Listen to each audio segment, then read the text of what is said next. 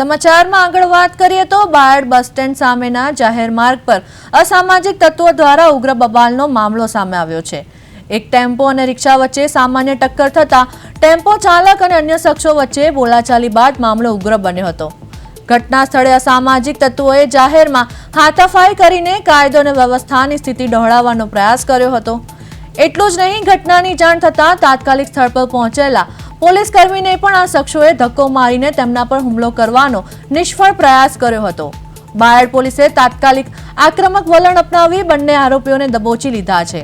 પોલીસે આરોપીઓ વિરુદ્ધ પ્રોહિબિશન અને પોલીસની કામગીરીમાં અવરોધ ઉભો કરવાના બદલ ગુનો નોંધીને કાયદેસરની કાર્યવાહી હાથ ધરી છે।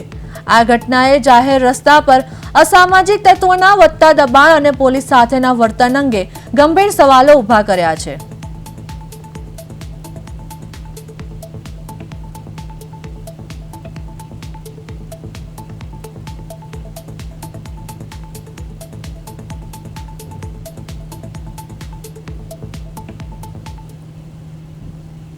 કે આ કામે જે આરોપી છે શૈલેષભાઈ સનાભાઈ પરમાર એ પોતાની રિક્ષા લઈ અને જતા હતા અને પોતે દારૂ પીધેલ હાલતમાં હતા।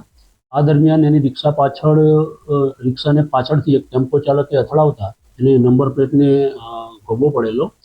જે થયેલ નુકસાનના પૈસાની માગણી આ જે આરોપી છે એણે ટેમ્પો ચાલક પાસે ચાલુ કરેલી અને ટ્રાફિક જામ કરી દીધેલો।